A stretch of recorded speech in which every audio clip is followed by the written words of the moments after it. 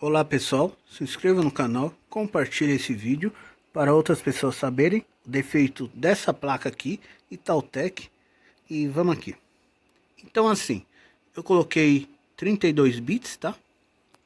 E como eu já tinha falado, eu troquei o cabo, tirei a memória, tirei as placas, até funcionou.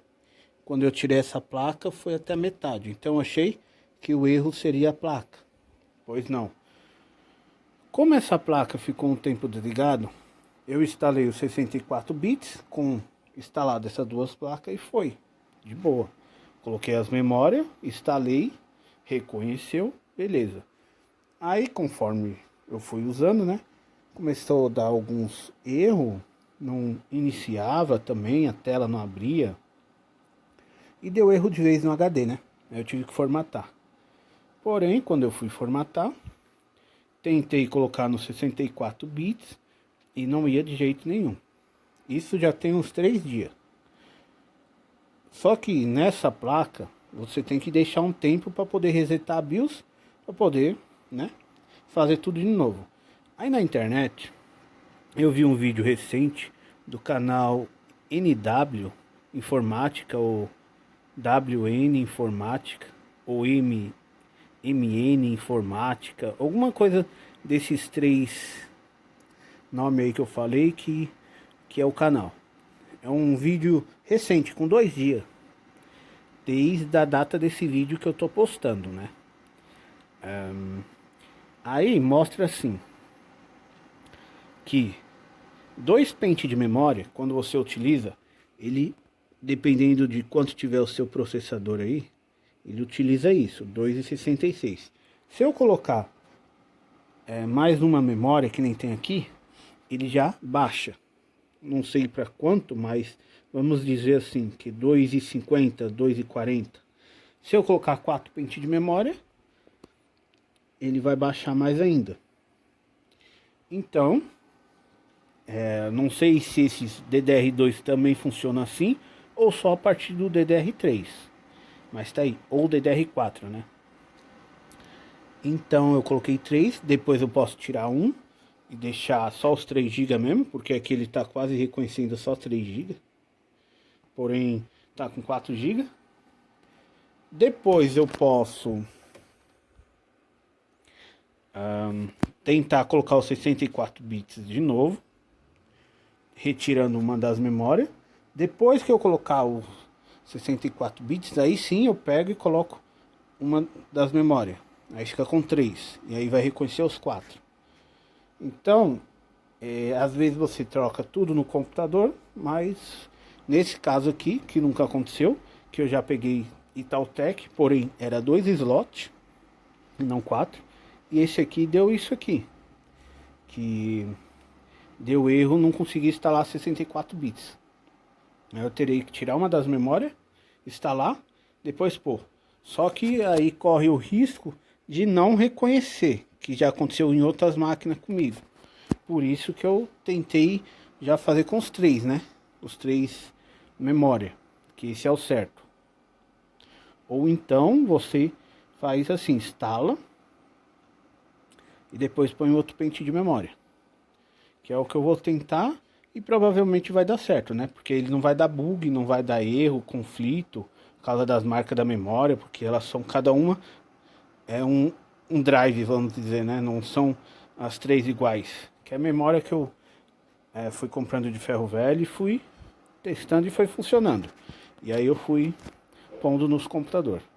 Porque você tem que pôr as memórias iguais com os pentes da mesma marca, né? Para não dar esse tipo de conflito. Porque eu tenho certeza que é isso. E por ser 4 pentes de memória, então deu isso aí, né? Ele deu alguma zica aqui e apareceu a tela azul e não conseguia formatar tudo. Então tá aí. Vai dar para fazer o que eu quero. A placa tá funcionando, mas deu esse bug aí. Então eu tô passando para que, se você tem uma placa dessa ou uma outra que tenha 4 pentes de memória também, entenda o que é, o que pode ser nessas placas Itautec, sem Toshiba, Tem essa outra marca aqui que eu já mostrei aí também. Tá até ali, ó. Aí está o nome da placa. Da Dell também pode dar esse tipo de conflito na memória. Ou você instala só com uma memória quando não em 64 bits. Ou com as duas memórias, troca de memória. O computador é assim. E como foi... Esse não foi de ferro velho, tá? Só que porém eu nem mandei pra pessoa de volta por causa dessas zicas aí, desses erros. Aí passou uns 2 anos e ficou a placa aí. E eu, como queimou a outra aqui, que eu já mostrei no outro vídeo também. Então eu coloquei aquele ali para poder abrir os arquivos, né? Desses HD. E o mais bizarro que essa placa aqui, quando eu ligo, ela liga a fonte, depois desliga e aí eu tenho que apertar o botão.